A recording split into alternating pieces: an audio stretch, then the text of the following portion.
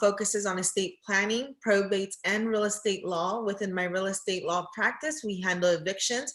I know we have an estate planning presentation scheduled for October, so make sure to register for that one. So today's agenda, what are we going to be discussing today? We're going to discuss the overview of the eviction process. For you to fully understand how COVID-19 has affected the eviction process, you need to be familiar with the eviction process itself. We're also going to discuss landlord rights and tenant protections in this pandemic, the Tenant Protection Act of 2019, and at the very end, a Q&A session. So here is the overview of the eviction process. Normally, if we were not in this pandemic, this is how I would move an eviction case along. We start with step number one. Step number one is the foundation of the entire eviction case. Any mistake that you make in this step will basically affect your entire case and you will end up losing. The courts give evictions cases priority, so they expect everything to be done perfectly. So in step one, if the tenant is behind on their rent payment or they are current but you want to evict them, these are the type of notices that you would use. You would use a 3-day notice to pay rent or quit if the tenant is behind on their rent payment. You would use either a 30 or a 60-day notice of termination of tenancy if the tenant is current on their rent payment, but you still want to evict the tenant, whether you want to evict them to sell the property or you just don't like the tenants anymore. So every eviction case begins with a notice. That is step one. When you serve that notice, that doesn't mean that it becomes a public record and there's an eviction case on the tenant's credit report. No, the notice is basically telling the tenant, you have 3 days to pay your the entire amount of rent that is due or vacate the property, or you have 30 or 60 days to vacate the property. Once you serve this notice and the tenant fails to comply with this initial notice, that's when you move on to step number two. In step number two, what we do is we prepare the eviction complaint, the unlawful detainer complaint. In that complaint, we make several allegations. We inform the court the plaintiff is the property owner of the property located at this address.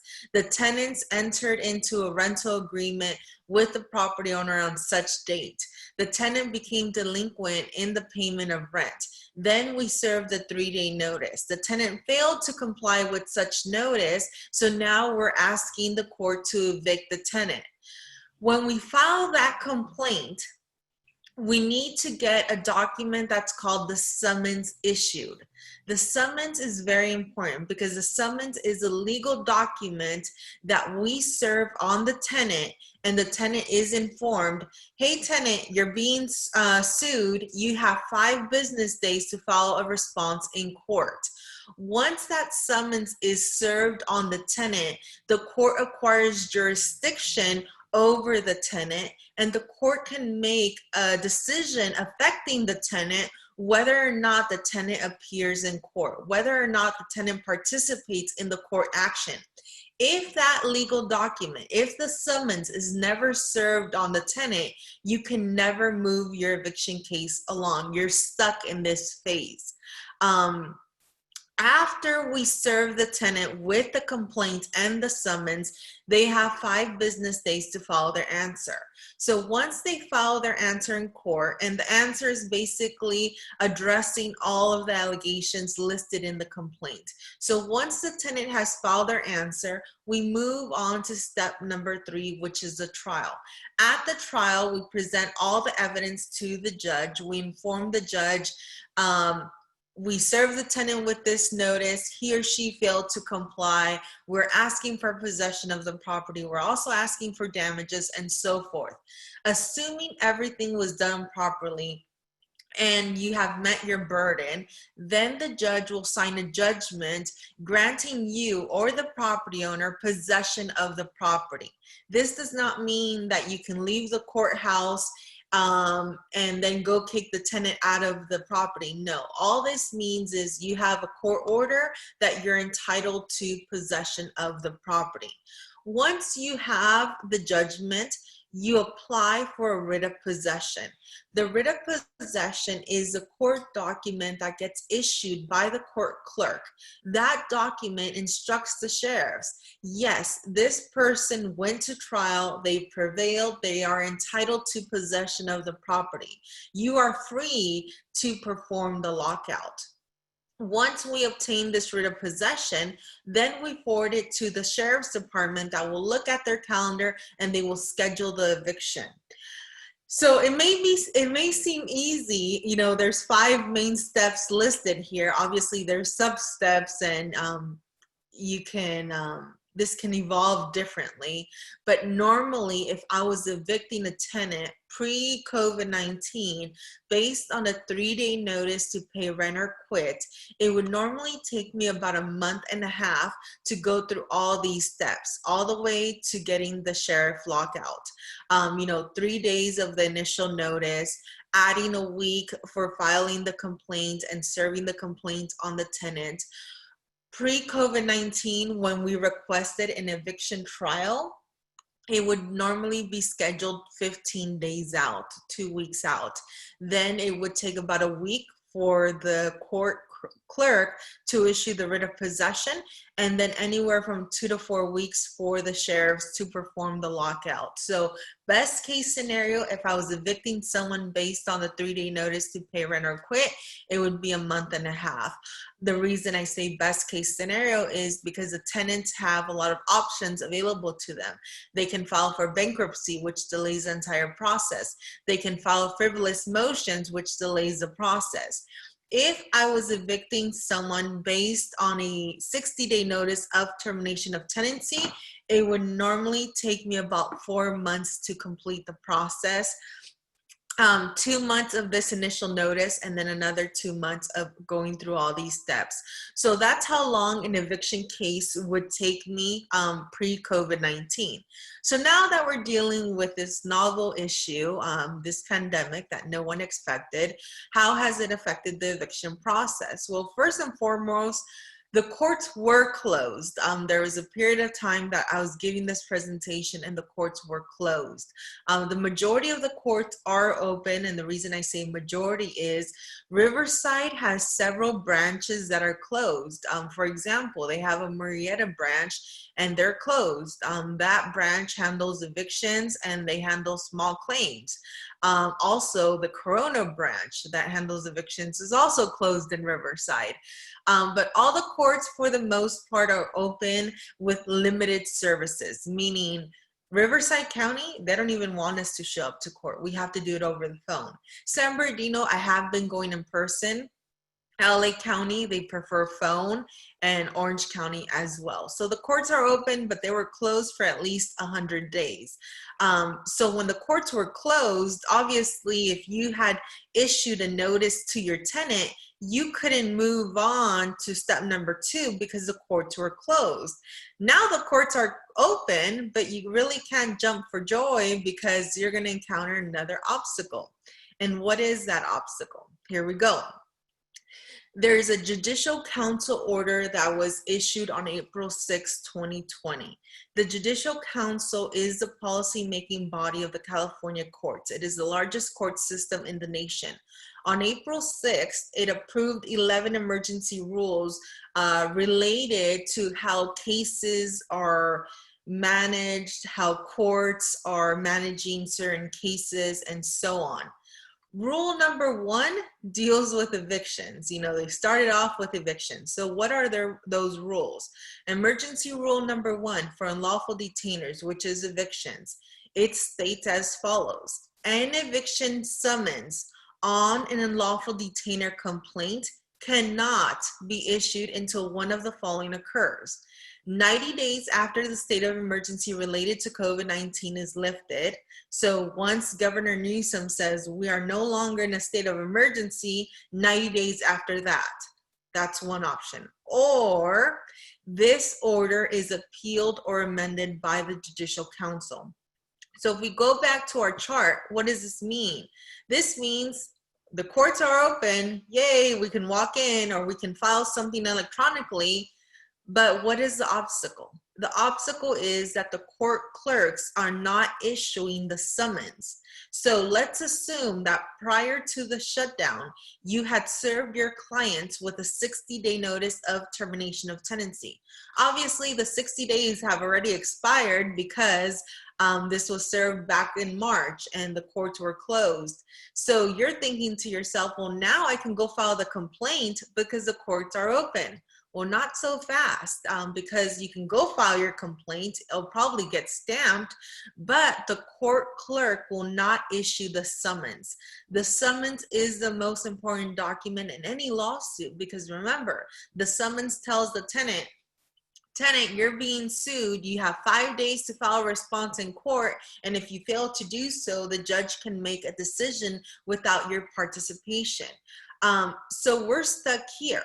You know, I have cases that pre-COVID-19, we had served either a 3-day notice or a 30 or 60-day notice, and then the courts were closed. So we were stuck right here because we're like, okay, we can't move on to step number 2 because the courts are closed. Then the courts opened, but we're still stuck here in limbo because we can't get the summons issued. And if you pay close attention to the rule, it doesn't say if you were affected by COVID-19, a summons cannot be issued. No, it just says no summons can be issued whatsoever. So whether or not your tenant was affected by COVID-19, whether or not your tenant is paying rent or not, you cannot evict them. What if your tenant is paying rent, but you want to sell a vacant property? You cannot evict them because the summons cannot be issued. Obviously, there's an exception. But normally it's very difficult to meet this burden. The exception is that a court clerk can issue the summons if it's necessary to protect the public health and safety. So what does that mean? Examples that come to mind would be, let's say there's a crack house and the way they're cultivating their illicit drugs is likely to cause a fire and burn the entire neighborhood. That's something that I think the judge will say, yes, we're going to issue a summons because it's going to affect the entire neighborhood. What doesn't meet that exception? You know, clients tell me all the time, Georgina, I'm struggling to pay my mortgage because my tenants are just taking advantage of the situation. They're not really affected by COVID-19, but they're not paying the rent. Unfortunately, that does not satisfy this exception. So I just want you to fully understand that right now, even though the courts are open, the summons cannot be issued. There's nothing we can do with an eviction case. The Judicial Council actually met, I think it was either in June or July. They met. They're going to vote on this issue to get rid of this rule and have it so that in August we would be able to have the summons issued. Well, guess what? They had the meeting, but the most important thing didn't happen. They did not vote. So they didn't vote on the issue, so they couldn't amend this rule. Word has it that this rule is likely to be amended soon. So it's likely to change. And I have a colleague that works at the courts, and she told me that they're thinking that by September 1st, the summons would be able to be issued. Do not quote me on that because I do not believe it. I will not believe it until I see a signed order from the Judicial Council.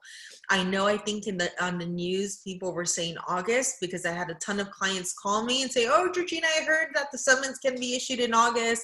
I'm like, no, that didn't happen. So now I'm hearing September 1st. I don't know if they do amend this rule, what the requirements will be for a summons to be issued. And remember, there's so many orders out there that it's just going to complicate the entire process. But the biggest obstacle right now is this one. The Judicial Council also made another rule pertaining to evictions in cases where the tenant had filed an answer prior to the shutdown. The Judicial Council indicated that the trial Instead of being scheduled 15 days out, it needs to be scheduled 60 days after the request. That means 2 entire months after the request.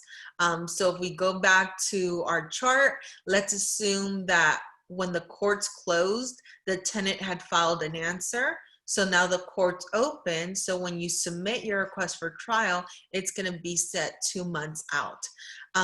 Another obstacle you may encounter is different counties are treating this differently. San Bernardino County is performing the lockouts. You know, I got an order prior to the shutdown. So once the courts reopened, the sheriffs did perform the lockout. Riverside County has informed my office that they had stopped. Now Riverside County is continuing with their lockouts, but the courts are not issuing any writs of possession. So if you're in Riverside County, even if you go to trial, you cannot get a writ of possession. So like I mentioned, you're going to encounter so many obstacles evicting tenants at this moment.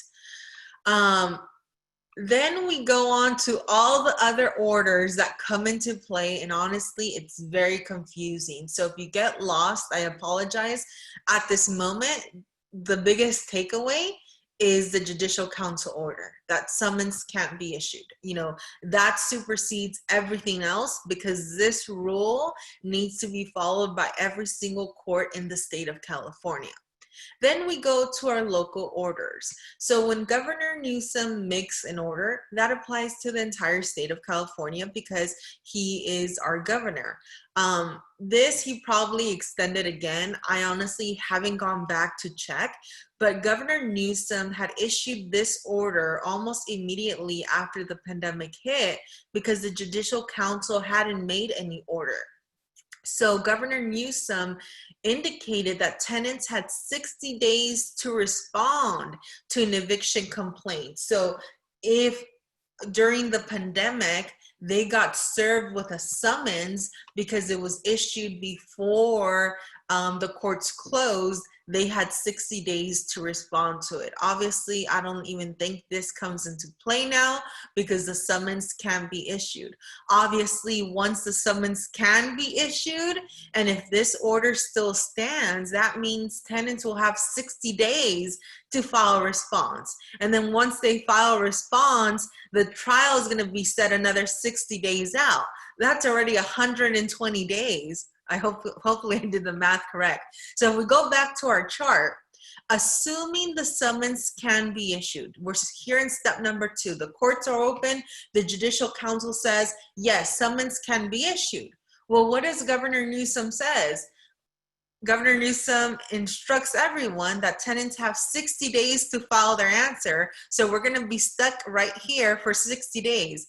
Then once they file their answer, the other Judicial Council rule indicates that the tenants have the trial will be set 60 days out. So that's 120 days. And I'm telling you, the rules are so convoluted, they overlap, they contradict each other, and it's going to create chaos once the summons can be issued. Obviously, with Governor Newsom, there's certain requirements that the tenant has to inform the landlord in writing that he or she is unable to pay the rent because they were affected to COVID. They're affected due to COVID-19. A question I get asked all the time is, well, Georgina, what if my tenant didn't inform me that they were affected by COVID-19 and they just stopped paying the rent? Well, there's nothing we can do. There's nothing we can do because we go back to our chart, the summons can't be issued. Obviously, it's going to affect them down the road because they're not going to have 60 days to file a response to the summons. Then we have Mayor Garcetti. Remember, when Mayor Garcetti signs an order, that only applies to the city of LA, not to the county of LA, not to the state of California, to the city of LA. Mayor Garcetti declared the city of LA to be in a local emergency period that began on March 4th, and we have no idea when it's going to end. Mayor Garcetti said absolutely no residential evictions can take place. I don't want you serving a 3-day notice to pay rent or quit. I don't want you serving a 30 or a 60-day notice to pay 30 or 60-day notice to vacate if it's a residential. So if the property is located in the city of LA, you cannot serve a 3-day notice. You cannot serve a 30-day notice. You cannot serve a 60-day notice during the local emergency period. What does that mean? If you have a listing in the city of LA and you want to evict the tenants, even though they're paying rent and they were not affected by COVID-19, you can't do that. So let's assume that the summons can be issued, but you have this bigger problem because you can't even serve a notice in the city of LA. For commercial tenants, he indicated that you cannot evict them for the non-payment of rent, so you cannot serve a 3-day notice. Residential tenants have 1 year to repay the past due rent from the expiration of the local emergency period. Commercial tenants have 3 months from the expiration of the local emergency period, so 3 months from this date here. We don't know what that date is going to be. If you have any clients in the city of LA, I know there's rent assistance programs. I don't know if they still have money. I don't know what the process is.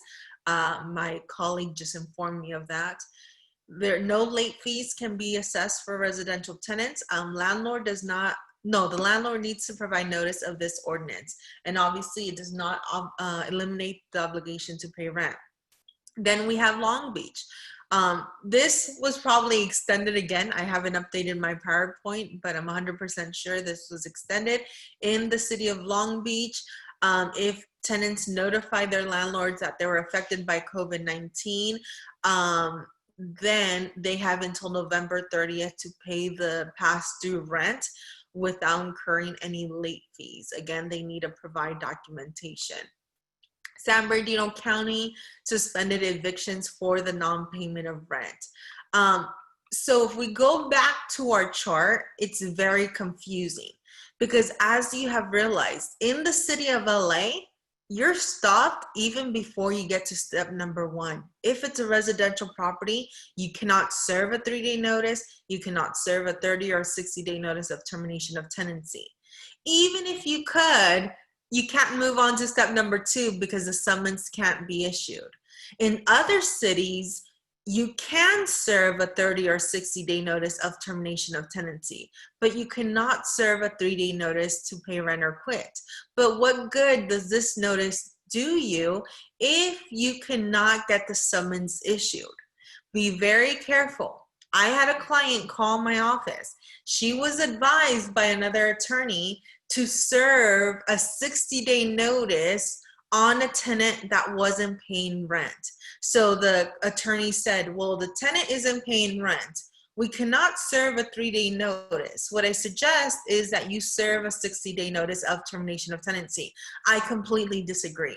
I think that's going to look like retaliation in front of the court because the court is not dumb. They're going to think to themselves, well, you couldn't serve a 3-day notice. So instead of serving a 3-day notice, you served a 60-day notice of termination of tenancy to evict the tenant. I do not think it's going to fly. We'll see once the courts are able to issue summons, but do not try to get around the prohibition of serving a 3-day notice because I don't think it's going to work in front of the judges. So what is the summary of this presentation? Just the eviction overview part. The courts were closed. We could not, well, they were closed, now they're open. So now that the courts are open, no summons can be issued until 90 days after the state of emergency is lifted. For tenants that have appeared in court, the trials will be scheduled 60 days out from the request. And then let me see here. So what are my recommendations? Work with the tenants. Some money is better than nothing. If you're dealing with commercial tenants, be especially nice to them. Why? I think nowadays businesses are realizing that they can work from home. They can have their staff members work from home. So what is that gonna lead to? I think a lot of businesses are going to give up their commercial leases, work from home, and then just rent a conference room whenever they need to meet with clients. So I think this pandemic has really changed the way businesses are going to operate in the future. Call your loan servicer if you cannot make your mortgage payments to see what options they can give you. after the state of emergency is lifted, try to work with the tenants. I don't even want to think how long it's going to take me to finalize an eviction case. If you add up the time frames, you know, if we serve a notice and then we serve the summons and the tenant has 60 days to file a response and then another 60 days to go to trial and then to get the sheriffs out there, it's going to take an entire year to evict tenants. So it's not going to be a pretty picture then. I also wanted to discuss the rent cap and just cause eviction law. This became effective. It was signed last year in 2019, but it took effect on January 1st, 2020, and a lot of people have forgotten about it. Basically, it places restrictions on evictions and rent increases. This law does not apply to every single property. Single family residences are excluded. However, you need to provide notice to the tenants of this rent cap law and that the property is exempt.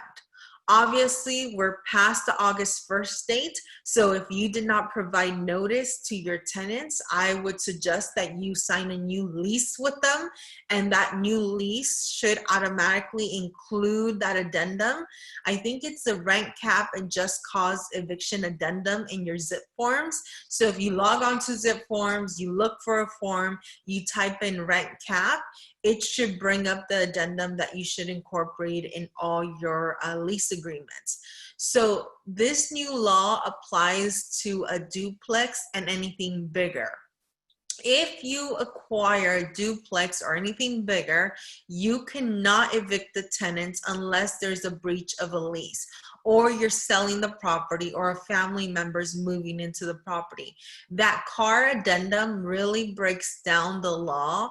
And if you read it, they actually do a better job of explaining all the restrictions than what I'm doing today. So just know, if you have a single family residence that you're renting out, this does not apply to you, but you need to provide notice to your tenants of this law and that the property is exempt.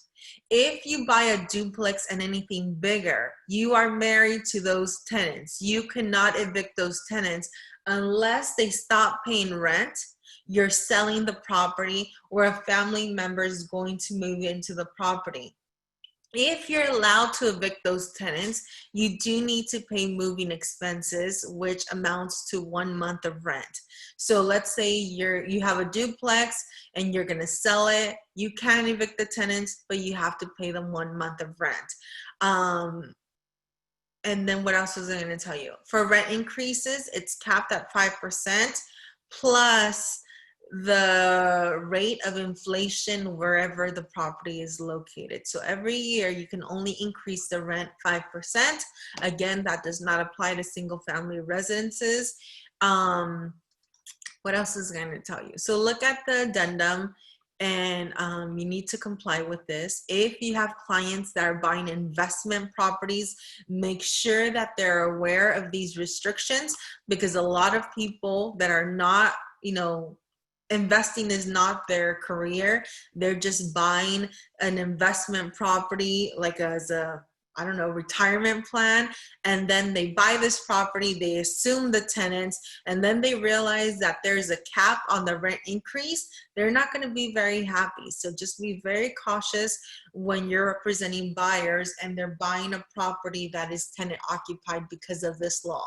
So your homework for today is to download that rent cap and just cause addendum from CAR, your zip forms. And I think CAR Legal also has a Q&A that will answer a lot of your questions. And it is confusing. So, take your time with it. And that's it for today. I hate to be the bearer of bad news, but it is what it is. If anything changes, I will be posting it on my Instagram and Facebook pages. So you can look for the Lepe Law Firm on Facebook and Instagram so that you know when there is a change with the summons being issued or not. So I will open it up for questions. Do any of you have any questions? Now that I scared all of you. And it's Wednesday, so you still have 2 more days to go of this week. So they can either type it in the chat, or if they want to unmute themselves and ask the question, they can. Yeah, that would work. Okay.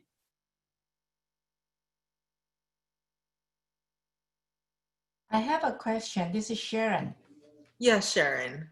Can we, with all the pandemic, can we still have the tenant sign all the form by digital ink? Yes, and I think it would actually be preferred. So there's no face-to-face contact. There's no, paper going back and forth. So you can send a message to your tenants and say, I'm providing you notice of this new law. Can you sign electronically? So I think it would actually be preferred. Thank you. You're welcome. What other questions can I answer for you? Hi, Georgina. This is Ken. Hi, Ken. How are you? Good. How are you? Good, thank you. Thank you for the information. I have a following question. You said based on the health and the safety issue, there might be a trial schedule. A summons can be issued. What So if go ahead. 2 units or more on multi-unit, if there is a deferred maintenance due or there is a sort of a pest situation where it is not habitable or it's not advised habitable, does that conclude in eviction or? You mean if the property is not habitable? Yes. I don't think so at this moment, because I don't think the courts are going to allow the property owner to use that as an excuse, because the property owner has an obligation to maintain the property habitable, right? So since it hasn't been habitable, now we're in this pandemic and the property owner wants to use that as an excuse. I don't think so. But maybe if there's a citation from the city indicating that it's not habitable, that affects the public health and safety, that would be different. Okay. So if the local city or a local county intervene and if there is a citation, that can be a base of eviction? Not simply a citation. I think whatever they get cited for, whatever issues, have to be severe enough to affect the public health and safety.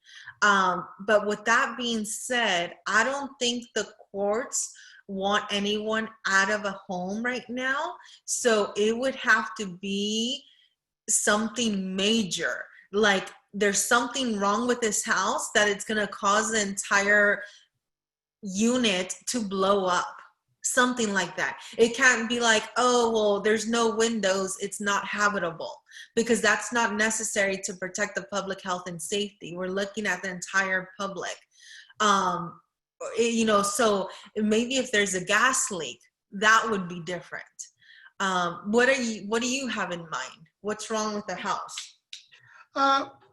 Not much of a wrong, but there is a deferred maintenance due on one of the property, and if sometimes tenant get carried away and they try to abuse what is in place for them. Yeah. And, in that situation, if I have to do something, then I was just wondering if it can help. Unfortunately, I don't think deferred maintenance is going to be enough for the city to go down and say this is inhabitable. Most of the time when the city goes down and they issue a citation, it's something big. There's something wrong with the gas line. It's not nothing, deferred maintenance, unfortunately. Another thing that I can think of is, what if they're selling drugs on the property and there's a constant flow of people going in and out? That could be different. One of my dad's properties years ago, one of the tenants was growing marijuana inside the house, and this was prior to, you know, all these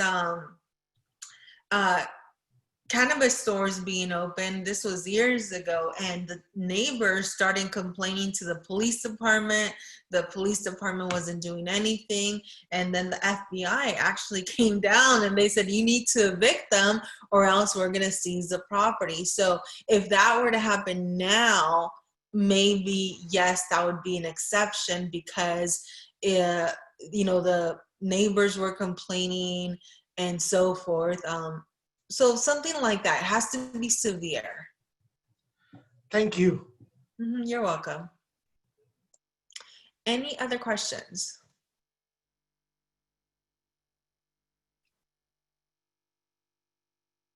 So I guess another takeaway is when you're representing sellers and it's tenant occupied, you want to make sure that the purchase agreement reflects that you're going to sell the property tenant occupied, because you don't want the seller to be sued for breach of contract. Because as the purchase agreement reads, I think it says that if it's tenant occupied, the tenant will be out 3 days prior to the close of escrow.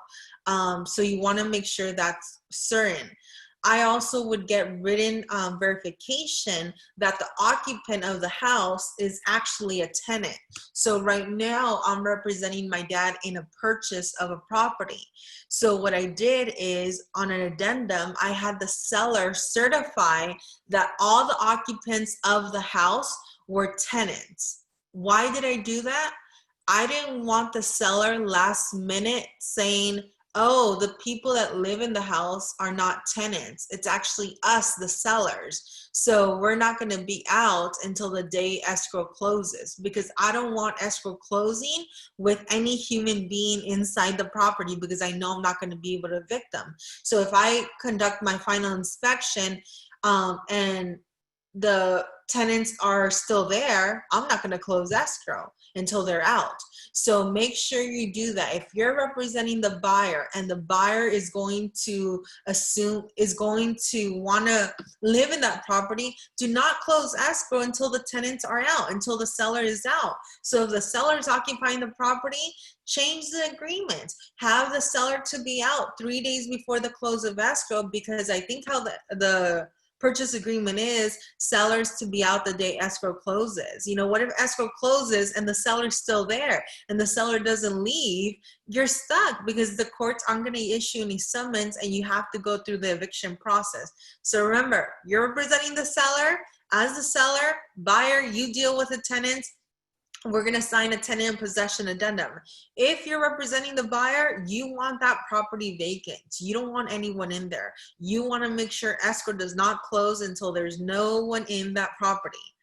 With that being said, if one of your clients is assuming the tenants, meaning they're buying a property, it's tenant occupied, and they say, well, I'm okay with the tenant staying there, make sure you tell your tenants, your clients, if the tenants stop paying rent, they're going to need to come up with the money to make the mortgage payments, because there's no way to evict tenants right now. So anyone that's buying a tenant occupied property at the moment, they better have thousands of dollars in their bank account to cover at least an entire year of mortgage payments without receiving any rent. So just do the math, you know, take an average mortgage payment of $2,000 times 12. They better have $24,000 sitting around to cover the mortgage, unless obviously they're paying all cash. Richard, I heard that a lease for 1 year doesn't have to be in writing. Is that true? Anything under a year doesn't have to be in writing. Do I recommend that? No, because let's say you enter into a lease for 9 months and it's not in writing. Who's to say that it's actually a lease for 9 months? So never ever do I recommend having a rental agreement that's not in writing. Whether it's a month-to-month agreement, a 1-year lease, 10-month lease, it should be in writing. Because when you go to court to try and evict the tenants, how are you going to prove what the rent amount is? What if the tenants always paid cash? You have no rental agreement to prove the amount of rent that they paid to show to the court that they're delinquent on their rent payment. Any other questions? Richard, does this apply to commercial property also? Commercial property under a year, it can be oral, but if I'm a commercial tenant, I would never want an agreement not to be in writing, because there's one big difference between a residential and commercial property. With a commercial tenant, if they're on a month-to-month agreement, you can just serve them a 30-day notice and they have to vacate. On the other hand, if it's residential and the tenant has been in the property over a year, you have to serve the 60-day notice of termination of tenancy. So if you have clients that are commercial tenants, make sure they have their lease in place, because if they're on month-to-month with a 30-day notice, they need to be out. Grace, on step 1, realtor serve 3-day notice or a 30 or 60-day notice, but not works and the case give to eviction attorney. Eviction attorney will redo step 1. So this is a great question. So Grace is saying that, what if she serves the notice here? Will the attorney reserve it prior to proceeding to step number 2? Normally, yes. In my office, if someone comes to me and says, Georgina, I prepared the 3-day notice and I served it, I don't even need to look at it. I already know I'm gonna find a mistake on it. So I'm not gonna proceed with that notice, because remember, any little mistake on that notice, we lose the entire case. So obviously I would redo it. With a 30 or 60-day notice, those are easier to prepare. You just write the tenant's name, the address, and you serve it. If there's an issue on how it was served, then I would have the notice be reserved, because like I mentioned, any little mistake on step number 1, we lose our entire case. So how do you serve these notices? Best type of service is personal service. We personally hand the notice to the tenant. If the tenant is not at their house, then you post a notice on the door, you snap a picture, and you mail the notice regular mail. Don't get creative with me and do certified or anything like that, just regular mail. So yes, in cases where I know that the notice is incorrect or was not served properly, then I will redo it for the client. Any other questions? So like I mentioned, if anything changes regarding the summons, I will post it on my Facebook or Instagram pages. If you or your clients need a scheduled consultation, that can be done so online. There is an $80 fee for the consultations. You can schedule them on my website and you can see my availability there, or you can call the office to schedule it. Just remember that payment is required at the time of booking. So I think those are all the questions I got today. Any other questions? Going once, going twice. That's it. All right. So everyone stay safe, and maybe we'll see you in October for the estate planning presentation. Thank you, Georgina. You're welcome. I'll see everyone. Bye. Okay. Bye.